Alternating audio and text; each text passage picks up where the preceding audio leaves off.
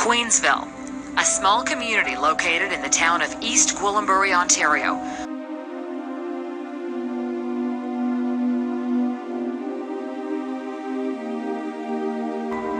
Christine Jessop was 9 years old.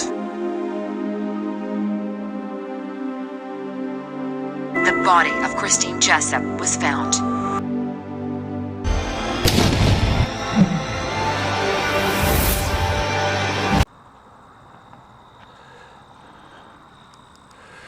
Hey everyone, welcome back to the channel. I hope you're doing well. Today's video takes me right outside of Newmarket, Ontario, Canada to remember a young girl who was tragically taken at such a young age. Now, if you watch my channel, you know I visited multiple true crime sites and remembered victims like Kristen French, Leslie Mahaffey, Emmanuel Jacques. And I want to be very clear, this video is not about sensationalizing the story of Christine Jessop. It's about honoring her memory and speaking her name. Now, we're going to begin here at her former childhood home. Then we'll visit her final resting place. And I'm not going to be showing you the location where her remains were found out of respect for the family, and I don't believe it adds anything to the video. Now, see all this field right here? Well, it's right across from here. Right here. Where Christine's home was. See, this is the neighborhood where she grew up. And on October 3rd, 1984, Christine left her house right here on her bicycle.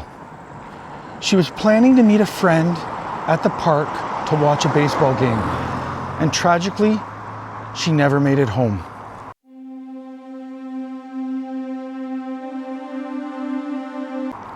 Christine was lured into a car, abducted, and her family's world was shattered. Her remains were discovered later that year near Sunderland, Ontario, and it was December 31st, 1984. She had been assaulted, brutalized, and I won't even go into the details. It was horrific. That farm-style house right there. You can see now it's a Montessori school. Her jacket was inside, but she was gone. Not outside, not at friends. The call to police came fast. But that's where she lived. Now, the investigation that followed was long and painful. A neighbor right next door, Guy Paul Morin, a 24-year-old factory worker who lived with his parents, was accused and arrested for Christine's murder. Questions were asked about the neighbor, Guy Paul Morin. He was arrested on his way to band practice less than a year after Christine disappeared. Now, he was different, he was strange, even withdrawn. So they immediately looked at him.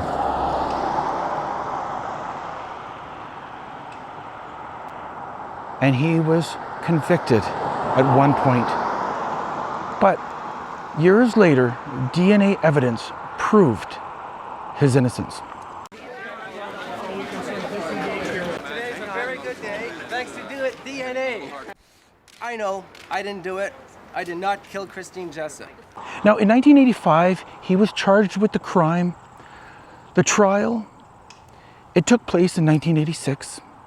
He was originally found not guilty, and the Supreme Court overruled his not guilty verdict and had them go through another trial.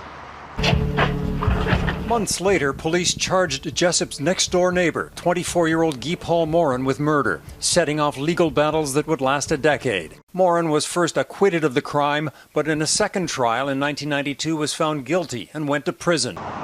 There was no new evidence, but some time frames had changed. And this fit when the crime could have happened. He spent a total of 18 months in Kingston Pen after he was found guilty. Now, His lawyers had his DNA examined to see if it matched, and it didn't. Then DNA technology, still in its infancy, cleared him. And in 1995, Guy Paul Morin was exonerated, released from prison, and given a formal apology. And the Crown Attorney came up to me. He shook my hand. He apologized. It's a wonderful gesture on his part. Now, his wrongful conviction became infamous in Canadian history. But what monster did the crime? They still had to figure that out because there was someone out there who took little Christine. It wasn't until 2020, more than 3 decades later, that advances in DNA technology identified Christine's killer, Calvin Hoover. On Friday, October 9th, 2020, we positively confirmed the identification of the person responsible for the DNA sample found on Christine's underwear. Calvin Hoover of Toronto, Ontario, was 28 years old in 1984. Now, Calvin was a man known to the family, but by then, Hoover had already died in 2015. He had taken his own life. Toronto police told Janet Jessop that a family friend, Calvin Hoover, killed her 9-year-old daughter, Christine, in 1984. We were friends. We saw a fair amount of them socially, and they had 2 boys, and all the kids would go and play together. The Jessops say they regularly had barbecues with the Hoover family. In fact, Calvin Hoover was part of the search parties looking for Christine after her disappearance. So they finally had an answer as to who did this, but there was no justice.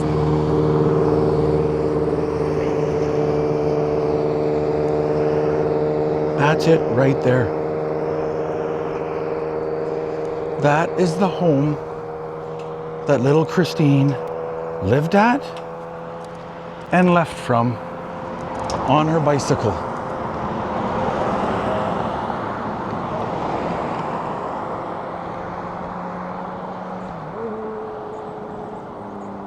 And you can see the neighborhood. Rural, farmland.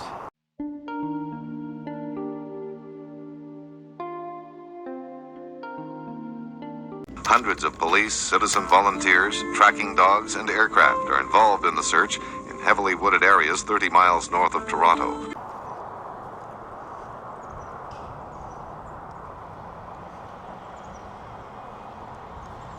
Absolutely beautiful, peaceful.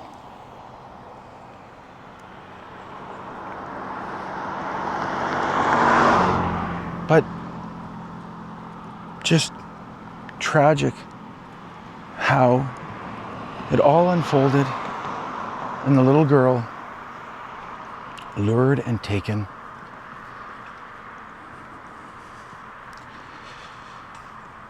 And just a tragic outcome. Now, normally I would say, let's drive over to the cemetery and visit her final resting place to pay our respects. But I don't have to do that today because the cemetery is right next door. And Christine is buried,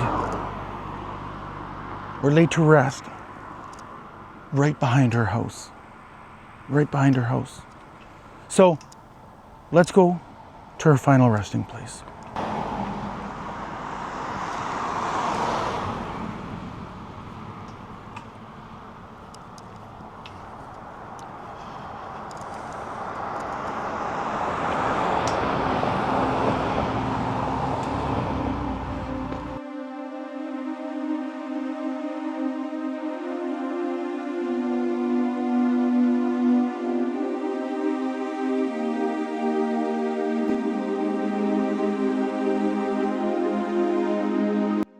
Now we are here, right behind her house, in the cemetery where she is laid to rest. Now, when you come here, the details of the case matter less. What matters is that Christine was a daughter, a sister, and a little girl who deserved so much more life. Now, Christine's parents carried this grief for the rest of their lives after she was taken. Her mother passed away in 2024, and her father just recently in 2025. I know they are now reunited with Christine, finally at peace.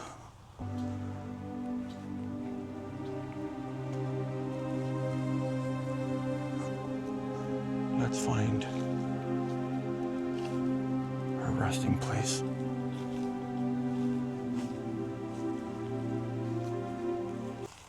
As you can see, her house is right back over that fence.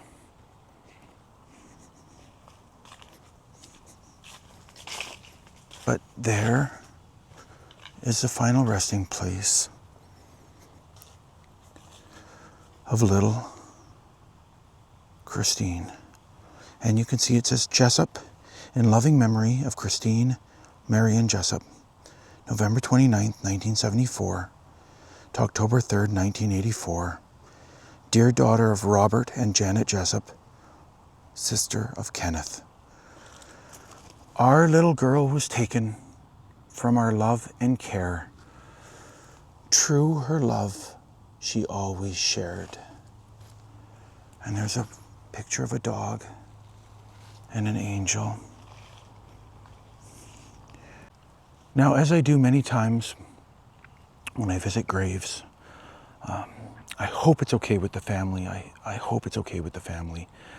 My daughters and I picked out a little angel that we want to leave at her final resting place.